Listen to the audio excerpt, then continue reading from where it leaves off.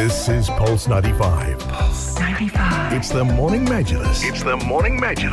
Talking the stories that are shaping headlines, plus those that make you go, Hi everybody, good morning. Welcome back to the Morning Majlis, the show where we talk about the latest developments from Sharjah, from the region, and from around the world. This is Ahmed Dawood with Abdul Karim Hanif, Rania Sadi. We've got a lot of stories lined up for today's show on August 31st. We're going to be discussing a number of international developments, in particular the state of COVID-19 around the world, as the virus has reached new grim milestones with no signs of slowing down. So we're going to get into the nitty-gritty, where the coronavirus is most concentrated as far as the latest spike of infections, and what is happening in India in particular, as it has also reached a grim milestone, surpassing the United States for the highest single-day rise in COVID-19 cases. Why is this happening in India? What is the government doing about it? Stay tuned for those discussions. Yes, and schools have started. It's all about the new academic year. It's all about supporting students here in the Emirates of Sharjah. So in line with that, His Highness Sheikh Dr. Sultan bin Mohammed Al Qasimi, Supreme Council member and ruler of Sharjah and president of Sharjah, of University of Sharjah and the American University of Sharjah, has approved over 1,000 of scholarships for the new academic year. And not only that, we have the Sharjah Co-op, or the cooperative, is also offering more scholarships worth 500,000 dirhams. And that we will discuss more into more details, because we will tell you exactly who is benefiting from this and how can they attain those scholarships. Yep, up next we'll also talk about, you might have heard in Iman al-Majali's news bulletin about the paternity leave, and we will delve a little bit more into that.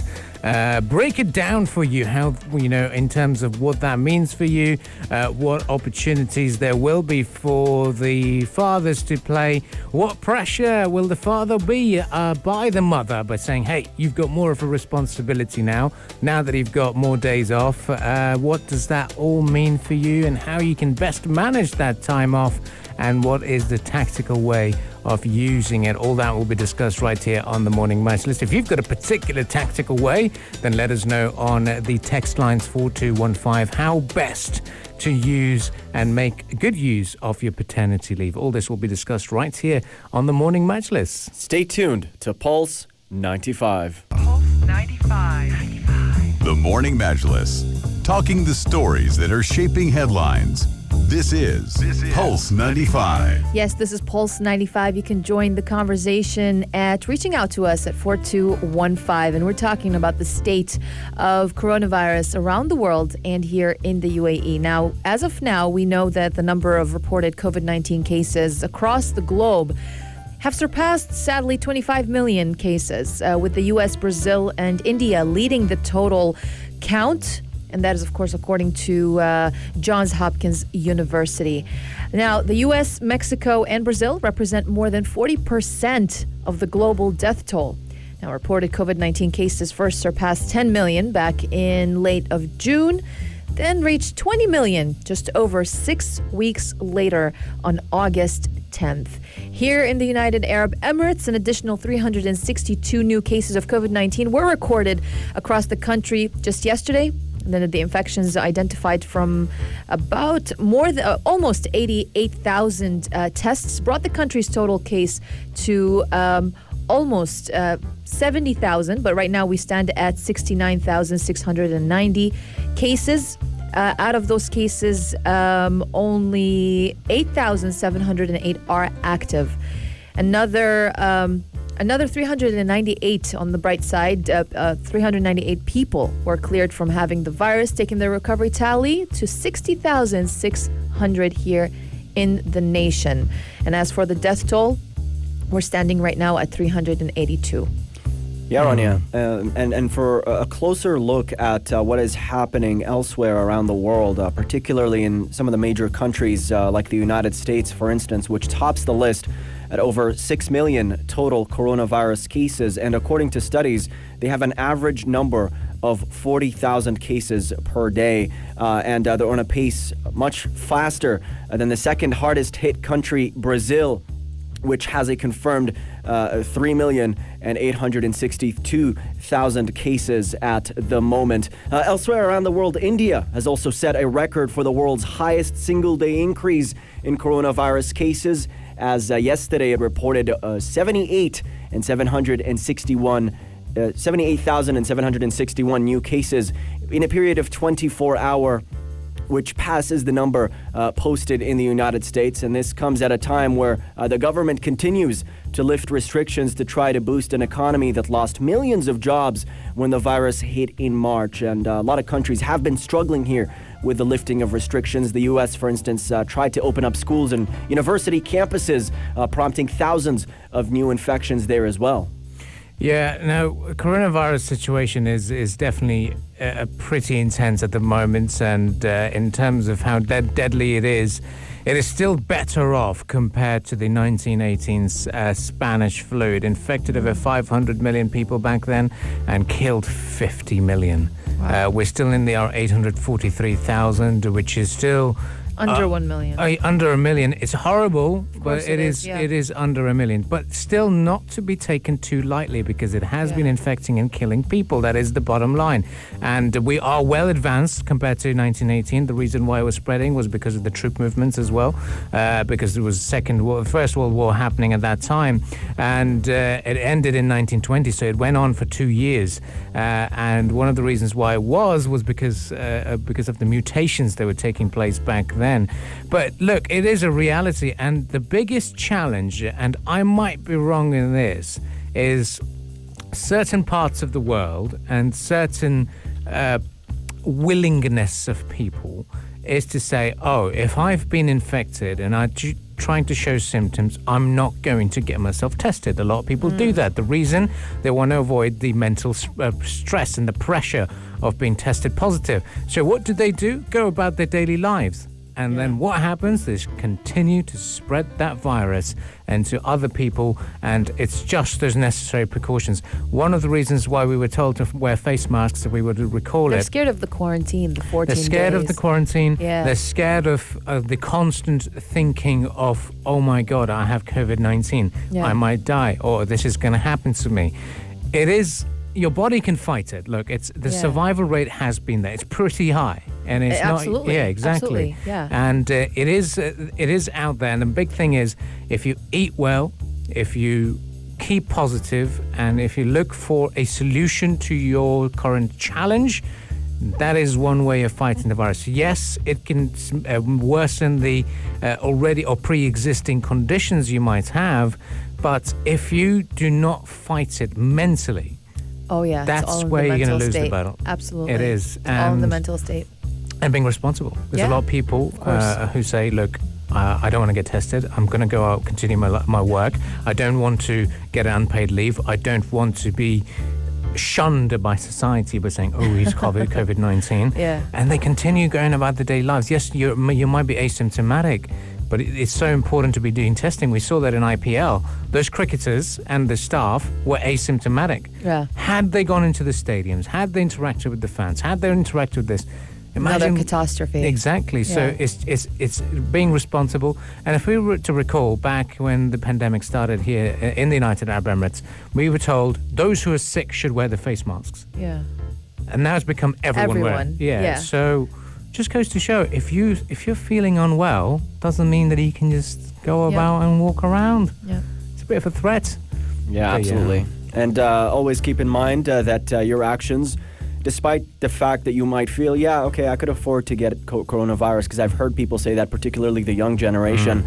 Always remember that you could infect someone who's more vulnerable, who's an elderly individual, and in fact, maybe cause someone's death. So we have to be careful, and we have to protect each other as much as possible, and be a society, work together, not be selfish about it, and just be mindful of others and how you could be considerate of others. This time especially calls for that. True. Well, we'll continue this discussion right after the news headlines, because we'll talk about the Sharjah's Labour departments and how they've been creating and raising awareness with the Labour population here in the Emirate of Sharjah, and why is it important to be targeting that segment as well. All this will be discussed right here on the Morning Majlis. Pulse 95. 95. Between local lines. Notes from the Emirate. Hello, everybody. Good morning. Welcome back to the Morning Majlis, talking the stories that are shaping the headlines. And we are discussing the partnership of Sharjah Private Education Authority, its appointment of Sahab Smart Solutions as its technology partner. And before we start the interview, a quick introduction here. Sahab was established by Sharjah's investment arm, Sharjah Asset Management, and focuses on digital applications, process automation, and cloud services. And here to talk to us about this partnership and the digitizing of education is the CEO of Sahab Smart Solutions, Amin Zarouni. Good morning. You're live on the air with us. Hi, good morning. Let's start by talking about what you're doing with Sharjah Private Education Authority. That's an interesting project. It's a priority for us at Sahab. The education sector has always been a priority for us, not only at the corporate level, has been also at the personal level across the organization. We partnered with Sharjah Private Education Authority to establish an e-platform, which is an Eacademy, that serves multiple stakeholders in the education sector. It serves the teachers and instructors, as well as the students, and moving on the line, it will also be serving the parents moving forward. I mean, Zarouni, this is Abdul Karim from Pulse 95 and Morning Majlis. I'd just like to ask you, in terms of the content, when you talk about the Eacademy, is that being provided by Sahab itself, or is it provided by SPEA? And how do we access the Eacademy? So the Academy is available online. It's academy.spea.ae. The content is being served through multiple sources. There are partners with the authority from different universities, different institutions, as well as schools that provide content to the Academy. But the beauty of the Academy is that moving forward, there will be certified coaches who will come online and start also providing their content online. The moment they open it to public, they will start encouraging more certified trainers, more certified coaches to come online and provide their content. So at the moment, it's provided to the teachers. Who does this academy target at the moment? Yeah, they have divided it into phases. So the first phase that has been targeted is the teachers of the private school, to provide them with the necessary tools and skills at the first phase. But there are plans of opening it to students, where full curriculums will be provided on the platform. Students will be able to track their progress across the courses. And there are also plans of introducing later on for some graduate students for master degrees. So the Academy can satisfy multiple requirements, but they have divided that into phases as they launch the remaining scope. Yeah, Mr. Amin, this is Rania speaking with you here. When it comes to digitizing schools and incorporating it in the learning system and experiences, the benefits of digital transformation in education, can you delve more into that? I guess we all realize the importance of digitization in the education sector, especially during the pandemic. It was one of the industries that had to survive. There was no other choice for the education sector other than surviving and continuing during the pandemic. And without technology and without digital transformation, that would have been, I would say, difficult. But the enablement of digital solution in this industry, the education industry specifically, enabled this journey to continue. Students are capable of having their material and content from anywhere, from any device. It's extremely crucial in the education sector. And we have realized that during the last few months. And in terms of developing an e-platform geared towards education and learning experiences, could you talk about maybe some of the challenges or hurdles that your organization faced in implementing these systems? So in any transformation project, there are three elements that has to be met. The easiest one is the technology and the tool. So installing a tool is the easiest aspect of transformation project. The other two elements comes to people and process. You can manage basically the mindset change in people, and then you can manage also the transformation that's going to happen on the process, be it internal or external. Then you tackle the three elements and you can have a successful transformation project. So usually the challenge happens on these two, the process and the people. Mm-hmm. And how do you work around those, particularly the people? Oh, there is a huge change management exercise that has to be applied, especially when a project touches legacy style of working. So you need to basically have a lot of training programs, a lot of coaching, a lot of awareness campaigns to educate the people on the benefits of the new technology coming into place. And we've been reading the press release about Sahab's partnership with Sharjah Private Education Authority, and it states that you were implementing artificial intelligence. Can you talk about that, the role that plays in education, and what your plans on implementing that are concerned? Yeah, for sure. AI is a big buzzword lately. It has been there, and we are realizing the applications of AI in multiple industries. And in education, it's going to play a very big role. The way we are using AI in the academy is by analyzing the amount of data that comes in through the instructors as well as the content. Through AI, you can analyze the weaknesses and the strengths of the participants that are coming online. And based on that, the platform started suggesting the recommendations of the content, the courses you can take to strengthen your weaknesses. In the past, you basically depends on your own judgments or on some other people judging your skills and your competencies. But now all of that happens online. The moment you go in, you upload your profile, and you start taking certain courses, the AI engine runs in the back with the algorithm, and then it starts analyzing that's the strength you have, and these are the weaknesses, and based on that, it starts giving you a recommendation on the content you can take. That's how we are using AI on this platform, and there are multiple use cases that's going to come on the line. Well, it's incredible to see and hear about what's going on. So now talking to us about future opportunities and apps and services that Sahab might be looking at. Talk to us about that, and delve a little bit more in terms of what to expect. So the education sector, we will continue investing on that. But other than what we have been doing with Sharjah Private Education Authority, we have an interesting project with the Sharjah government. It's an initiative, I would like to call it. Or as Sheikh Fahim, who's the chairman of the Higher Committee of Digital Transformation in Sharjah, likes to call it. It's an initiative across the government. It's called Digital Sharjah. It's a project that we are executing. We have been working on it quietly since the beginning of the year, aiming to launch it at the end of the year with the platform that has the most number of services integrated across the government of Sharjah. In summary, it will be a service platform that's a one-stop shop service platform on your mobile device. You can avail the government services from anywhere, and all the services will be executed in the back automatically. There is no need anymore to visit multiple entities to satisfy or to fulfill one service. All that will be done on a digital platform for you. We are working on big projects with other entities such as Sharjah Civil Defense as well, launching their service platform. The announcement happened 2 weeks ago. But our plans are big. We basically plan to go international.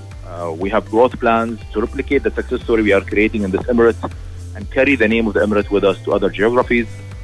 At the same time, we made a strategic decision on the first years of Sahab to differentiate ourselves and focus 100% on the emirate of Sharjah. That's why we would like to create a lot of success stories here in the emirate.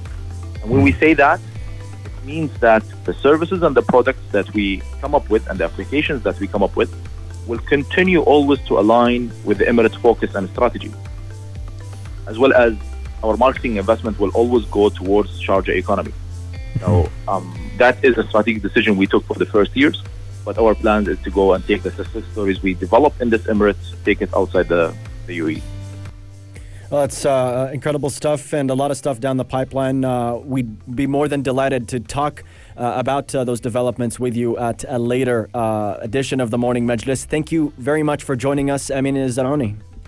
Thank you so much. Thank you, guys. Thank you. That was the CEO of Sahab Smart Solutions talking to us about Sahab's appointment as the technology partner of the Sharjah Private Education Authority to develop an Eacademy and further digitize education. He also spoke about the digital transformation of Sharjah as a whole. Up next on the Morning Majlis, we've got more discussions shaping the headlines. Stay tuned to Pulse 95. Stay fit. Stay fit. Stay fit. Shout out to our team here on Pulse 95. A lot of them are using their stepometers. A lot of them are booking and doing their frequent runs out and about across the nation. Very interesting to hear the stories, and a lot of them are also hooked onto the world of fitness trackers. I remember the days when was it Fitbit that emerged and became the big thing. Fitbit, in fact. Fitbit, everyone had a Fitbit, and everyone continued talking about it until the Apple Watches started dominating, and then the Samsung watches emerged, and all these smartwatches And emerged. Huawei. Please. Yeah. Anyways, I feel left out. Moving on very swiftly. And yeah, it is incredible. But now Amazon has joined that race to say we're going to launch a new fitness tracker. Is it too late for them to join, or is it a thing that people might buy?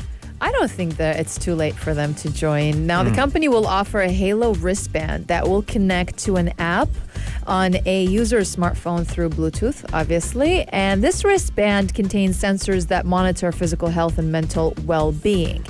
Now, according to a cardiologist and principal medical officer at Amazon Halo, he said health is much more than just the number of steps you take in a day or how many hours you sleep. Amazon Halo combines the latest medical science, highly accurate data via the band sensors and cutting-edge artificial intelligence to offer a more comprehensive approach to improving your health and well-being. Now, unlike other smartwatches and fitness trackers, Amazon's Halo band does not have a screen.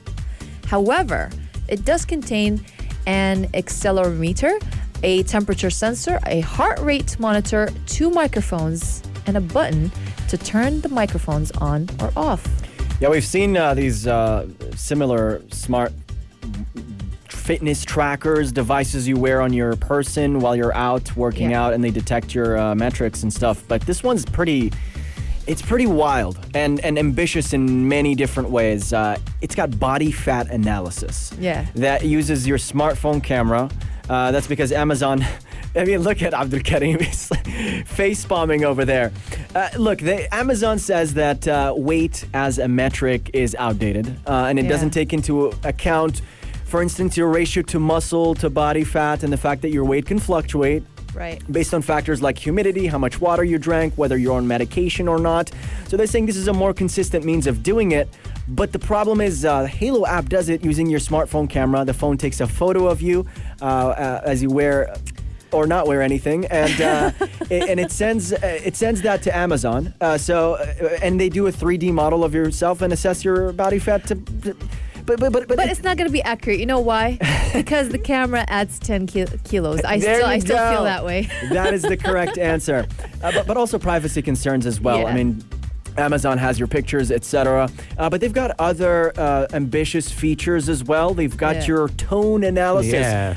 That one really jumped at me. It's not body tone. They're assessing your voice tone. It is, because when it had the microphones, I initially thought it would be, speaking to, having a communication with the phone, or whenever you've received a call, you could be like James Bond and speak to it. But no, it is assessing your level of energy and your positivity. And if I was wearing it, they'd be very happy about us being on the Morning Majlis, because we do tend to energize and talk a lot about keeping ourselves motivated and happy throughout the show. You've been keeping yourself fit and motivated with your boxing, right? I try to. We were talking about this in the break. We were talking about this, yes. Yeah. I do attempt, and I wouldn't say I am... Do you recommend boxing? Very good. I have to give you that. A very, very efficient way and a very creative way of trying to get Is it fit. firming? Is it strengthening? It's toning. It's toning. Proper toning. Okay. It is not bulking up. It is proper toning. To an extent, when I went down, one of my gloves had ripped, and I went down to the to the cobblers, and he was looking at me saying, "Are you the boxer?" I was like, "Yeah." Really? You're not bulky. You don't need to be bulky in boxing. You need to be moving, fast-paced. And one good thing sorry, you're speaking, but do you need previous training on how to box, or you can just go ahead and... You need the proper technique. Yeah. You just need to know the basics, that what specific punches are.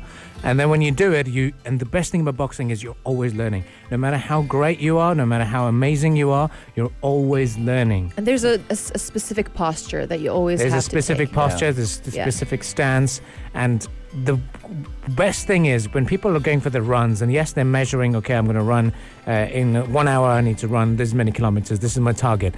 But in boxing, your time goes by so quick you don't even know. Right. You don't even notice, and that's the beauty of it, because you're constantly, every punch you throw, you learn, and you think, okay, this wasn't right, okay, I'm going to do this. So the constant engaging of your mind on what you're doing is what drives you further, and I think boxing is one way of sorting it. It's things probably out. a great stress reliever as well. Stress reliever. So if you're listening to us and thinking, oh, my spouse needs to do some anger management issues, don't send them to these courses. Send them boxing. Trust me, them boxing. It will sort itself out. It will be the best thing ever, because it's the endorphins rush. It is, the little things that are tickling you and bothering you, and you take it out on the bag, and then you feel great.